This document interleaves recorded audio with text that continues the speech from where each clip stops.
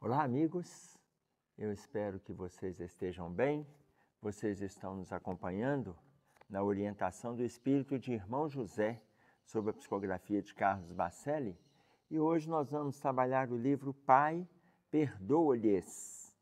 O capítulo é o capítulo 29, que se chama Não Queiras Saber. Não queiras, veja, é uma afirmativa. Não é para nós irmos atrás de algumas informações. Não queira saber. Se ele coloca não queira saber, começa a nossa dificuldade, porque algumas coisas a gente faz questão de saber. Aliás, a gente até questiona Deus por que a gente não sabe isso ou aquilo. E ele fala, não queira saber. Olha, crendo-te injustiçado pela vida, não queira saber o que fizeste no passado. Olha como é que a afirmativa dele faz sentido em relação ao início do texto no primeiro parágrafo. A gente se acredita injustiçado numa série de coisas. Quando a gente se acredita injustiçado, o que a gente deseja saber, por que eu estou passando por isso? E ele coloca, não queira saber o que fizeste no passado.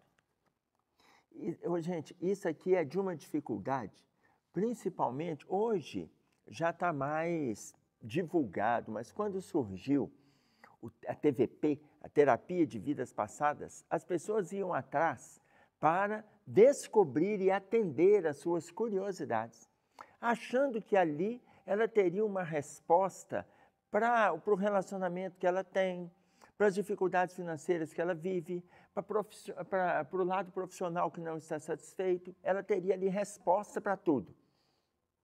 Com o tempo foram descobrindo que não é isso. Tanto que não queira saber o que fizeste no passado se você se acredita injustiçado pela vida. Ainda que, irmão José está falando isso, eu estou falando ainda que irmão José, porque a Joana de Ângeles faz referência, Emmanuel faz referência, inclusive Emmanuel coloca aqui, a não ser que a gente utilize como instrumento necessário ao nosso processo evolutivo, a não ser que a gente utilize, o que acontece em raras vezes, gente, isso quase não acontece. A gente muitas vezes vai fazer pesquisas que pouco vai nos atender. Então, a gente demora a entender. Aliás, eu estou lembrando do filósofo Cícero, que viveu antes de Jesus, por volta de 100 e alguma coisa antes de Jesus, quando ele coloca assim, a gente demora 2 anos para aprender a falar e demoramos 60 anos para aprender a calar. Olha que bacana o que ele traz para nós. 2 anos para aprender a falar, porque a criança naquele movimento de aprendizado, e depois que aprende, a gente começa a falar sem freio. E olha, Deus escuta tudo isso. Já pensou quantas coisas Deus escuta que a gente precisa saber? Que, olha, se tem algo que a gente não saberá, é o nosso passado com tendência a aprofundamento, que a gente pode saber de forma generalizada, para atendermos a demanda de crescimento. Mas de forma aprofundada, Deus não permite, não. Ah, mas a gente não tem livre-arbítrio? Sim, dentro daquilo que Deus permite. E isso Deus não permite. E olha, e se Ele não permite, não é porque Ele está contra a gente, não é porque Ele é a favor. Tanto que Emmanuel coloca nessa mensagem, quando ele fala sobre regressão de memória, ele coloca assim, se nós queremos ter uma ideia do que a gente fez, por onde a gente andou, com quem a gente esteve, basta observarmos as nossas tendências sem melindres. Observa a sua tendência sem autoprotecionismo. Observa a sua tendência. Você vai saber. Muitas vezes a gente se protege. Ah, não é possível que eu fiz isso. Não é possível que eu fui assim. Não é possível que eu tive relacionamento desta ou daquela espécie. Então o texto não queira saber. Repetindo o primeiro parágrafo. crendo-te injustiçado pela vida, não queiras saber o que fizeste no passado. Não te arrisques a remexer feridas que ainda não cicatrizaram. Ah, mas como é que a gente vai saber se cicatrizou? Como é que a gente vai saber? Olha, primeiro ele pede para a gente não arriscar em mexer feridas que ainda não cicatrizaram. Para a gente ter certeza se cicatrizou ou não, basta nós sabermos, diante desse ou daquele comentário, como que a gente reage. Como que a gente reage? Se a gente reage mal, eu não estou dizendo nem verbalizadamente, se a gente reage mal na perspectiva emocional, se a gente reage mal na perspectiva mental, se a gente reage mal na relação de conduta com o outro, a gente já sabe se aquilo ali está superado ou não. Como que a gente reage? Se alguém diz que você é isto ou aquilo, como que você reage? Eu não estou dizendo da reação de atitude, de partir para cima do outro, não estou dizendo isso. No primeiro momento, quando você reflete, qual é a sua reação? É de dor? É de mágoa? É de melindre? Qual é a sua reação? É de emitir pensamentos negativos em relação àquela pessoa por causa desta ou daquela fala? Qual é a sua reação? E aí ele coloca, não te arrisques a remexer feridas que ainda não cicatrizaram. Dependendo da reação, a gente sabe se está cicatrizado. Se a reação for saudável, se a reação for entendendo que o outro tem uma visão parcial a seu respeito, se eu entendo que o outro tem uma visão parcial a meu respeito, ele pode ter, se eu entendo, ele pode ter a opinião que ele quiser. Ele é livre. Ele é livre. Ele é livre, inclusive, para emitir. Ou seja, vai para além do pensar. Eu me sentir agredido vai depender do meu estado íntimo. Lembram quando a gente já fez referência do livro do americano John Powell, quando ele fala para nós assim, é uma pergunta, por que tenho medo de lhe dizer quem sou? Não é um livro da Lavra Espírita, mas como ele trabalha nessas perspectivas emocionais. Então, por que tenho medo de lhe dizer quem sou? E ele vai trabalhando uma série de valores, inclusive, até pela área dele, pela psicologia, pela psicanálise, ele coloca muito sobre essa função da psicanálise, no aprofundamento do autoconhecimento, mas ele vai trabalhando muito numa questão da mudança de atitude. Porque tenho medo de lhe dizer quem sou, e ele começa a explicar. Porque você me conhece, mas pelo tempo que a gente não se vê, pelo tempo que a gente não se encontra, eu chorei, eu sofri, eu caminhei, eu vivi, eu orei e eu mudei. E aí ele coloca isso e ele diz assim, e hoje eu já tenho uma nova perspectiva. Agora olha que bacana a informação que ele traz. E você pode não gostar. E isso é tudo que eu tenho para te apresentar. Você pode não gostar, mas eu mudei. Mas isso é tudo que eu tenho para te apresentar. Então por que eu tenho medo de lhe dizer quem sou? Porque em inúmeras situações eu conheço N pessoas. Só que, por eu conhecer de 10, de 20, de 40 anos atrás, não quer dizer que eu vê-la hoje, ela é a mesma pessoa daquela época. Ela chorou, ela sofreu, ela sentiu, ela caminhou, ela aprendeu, ela orou e hoje ela é uma nova pessoa. Se ela se apresenta para mim de forma nova, eu posso aceitá-la, mas eu posso não gostar. Quando John Powell coloca isso, ele justifica o porquê da pergunta que dá origem ao livro, porque tenho medo de lhe dizer quem sou. Quando a gente recebe bem, é ótimo. É sinal de que a ferida está cicatrizada. Se eu recebo bem a colocação de alguém, está cicatrizado. Se aquela colocação fosse reportar ao meu passado. Se eu não recebo bem e eu já me armo emocionalmente, eu já me armo fisicamente, eu me armo verbalmente para devolver, essa ferida não está cicatrizada. A grande possibilidade de seres de teres sido em vidas anteriores o que, sob aspecto negativo, não imaginas que foste. Existe uma grande possibilidade da gente ter feito lá atrás que, se nós avaliarmos de forma negativa ou positiva, mas se avaliarmos de forma negativa, a gente nem acredita que a gente tenha feito tanto ou cometido tanto desastre, tanta atrocidade, tanto mal-estar. A gente não acredita. Não, não sou eu. Eu tenho certeza, não sou eu. Ou seja, a grande possibilidade não quer dizer que sempre seja. A grande possibilidade de ter sido em vidas anteriores o que, sob o aspecto negativo, não imaginas que foste.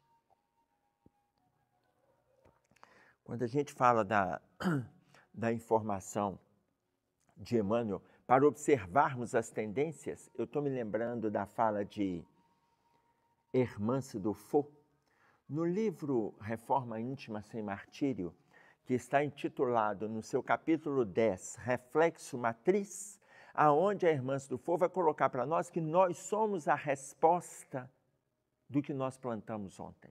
Nós somos reflexo matriz, por quê? Na minha matriz inconsciente, na matriz da minha estrutura mental, na matriz da minha casa mental, conforme coloca para nós André Luiz no livro No Mundo Maior, no capítulo 3, intitulado Casa Mental, ele vai fazer referência ao reflexo matriz que a Hermance Dufault fala no Reforma Íntima Sem Martírio, que o irmão José está trazendo para nós aqui, neste capítulo 29, a grande possibilidade de ter sido em vidas anteriores. Olha a casa mental. Lembram quando a gente fez o desenho do nosso inconsciente profundo?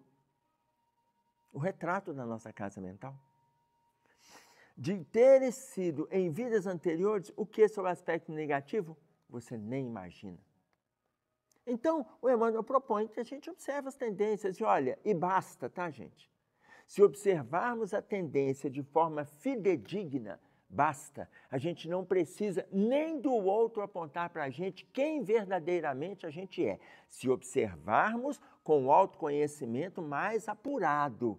Eu não estou dizendo na plenitude, não. Se observarmos um pouco mais livre dos melindres, com mais sinceridade para conosco, a gente observa só as tendências. E nós vamos saber. A gente vê determinada matéria na TV. Essa matéria que nos traz repugnância, que nos traz indignação, que nos desenvolve aversão, antipatia, raiva e muitas vezes ódio, mostra quem eu sou. Se essa mesma matéria que eu estou assistindo lá, mesma matéria, seja no campo político, no campo das nações que estão em guerra, no campo dos confrontos, da roubalheira, não importa se essa mesma matéria que eu estou assistindo me desenvolve um sentimento de misericórdia, de piedade, de solidariedade àqueles que estão adoecidos pelas questões da matéria. Se me desenvolve esses sentimentos, eu já mudei. Eu já mudei. Porque se me traz todo sentimento aversivo e negativo, mas isso eu já trago de passado. Eu não estou na Terra porque eu sou missionário, nenhum de nós somos. Só de nós estarmos aqui e conversando e fazendo uma coisinha aqui e outra ali, uma atividade aqui e outra ali, uma tarefa aqui e outra colar, é porque nós não somos missionários. Porque se fôssemos missionários, nós não estaríamos fazendo uma pequena diferença no nosso miolinho, não. A gente está fazendo diferença para a humanidade. Então, quando me reporta a indignação, a revolta, olha, é o meu passado. Cuidado, porque o reflexo matriz, ele revela o que anda na nossa casa mental. Porque o que está lá atrás vai refletir em cima daquilo que eu estou fazendo hoje. E a minha tendência é para situações negativas. E aí Emmanuel pede, avaliemos as nossas tendências. Ok? Continuando. As tuas mãos... Espera aí. Não queira saber é o título. As tuas mãos, com certeza, mais apedrejaram do que abençoaram. Gente, Isso só estrutura o que nós acabamos de dizer. As nossas mãos mais apedrejaram do que abençoaram. Hoje, nós estamos usando a língua como apedrejador. O instrumento de apedrejamento hoje está sendo a língua. Mas as nossas mãos já foi mais instrumento de apedrejamento do que de bênção. Avaliemos. Agora, qual que é o movimento hoje? Eu não estou apedrejando ninguém. Nem com brigas, nem com pedradas, nem com espadas, nem com armas. Eu não estou apedrejando. Mas como que está a minha língua? Então, eu vou mudar para o apedrejamento físico. Eu vou mudar agora e tentar, já que eu não estou apedrejando aqui, nas mãos, pelas mãos, eu vou parar de apedrejar pela boca. Eu vou parar de apedrejar, ainda que o meu estado íntimo esteja doentio, contaminado, perturbado. Como Jesus coloca para nós no capítulo 6 de Lucas, a boca fala o que o coração está cheio. Então, se eu estiver apedrejando, é o meu estado íntimo. Mas se eu já dou conta de não utilizar as mãos para apedrejar, se eu dou conta de não utilizar a boca para apedrejar, para agredir, daqui a pouco começa então, ainda que seja de fora para dentro, vai começar uma revisão no meu estado íntimo. Revisão no meu estado íntimo. Isso é extremamente saudável. Eu não consigo ainda fazer de dentro para fora, mas se eu conseguir de fora para dentro, está ótimo. Eu preciso de ter respostas para mim mesmo. As tuas mãos com certeza, ele não coloca dúvida, mais apedrejaram que abençoaram. Provavelmente, semeaste mais espinhos do que flores. E aí, deixa eu só fazer um paralelo com vocês. Provavelmente, é o levantamento de uma hipótese. Volta de novo na autoavaliação, levantamento de uma hipótese. Semeaste mais espinhos do que flores. Vou só voltar no primeiro parágrafo para vocês entenderem como que a interligação, quando ele diz assim, como que ele fez? Crendo-te injustiçado pela vida, olha só, provavelmente semeaste mais espinhos do que flores. Se eu sou injustiçado, que eu acredito ser injustiçado pelas dificuldades, pelas demandas atuais, pelos problemas, pelas circunstâncias, pelas pessoas que estão próximas, pelas frustrações que eu vivencio, acredito eu ser injustiçado. Aí ele coloca, acreditando, provavelmente, a gente semeou mais espinhos do que flores. Será que eu estou sendo mesmo injustiçado? E aí eu sei, dentro de você está a pergunta assim, mas como é que eu vou saber? Gente, não precisamos saber. Não precisamos saber. Se Deus não erra, eu não estou sendo injustiçado. Se Deus não erra, eu estou colocando uma possibilidade, porque pode ter gente que está me ouvindo que acha que inclusive Deus erra. Tá certo? Tem inclusive gente que acha que Deus peca. É pior ainda do que errar, ele ainda peca. Por quê? Porque não nos atende. Então, se Deus não erra, para aqueles que ainda estão na dúvida, eu vou dizer o seguinte, Deus não erra. O que hoje eu chamo de injustiça é consequência do meu plantio.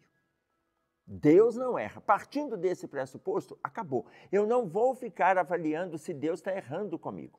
Ok? Se essa talvez, ao longo dos milênios, esteja sendo a tua mais proveitosa experiência no corpo, podes deduzir como devem ter sido as demais.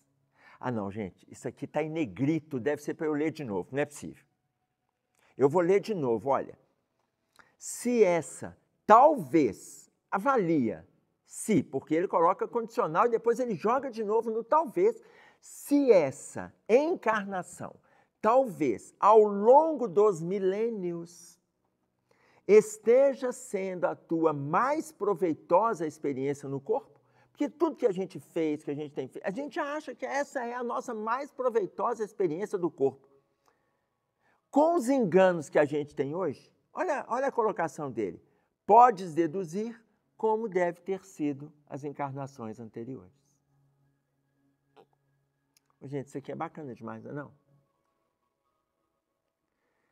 Claro que eu não vou deixar vocês sem uma perguntinha, que é a que Jesus faz para nós. Enquanto a gente está aqui na terra, ele pergunta para nós: que buscais?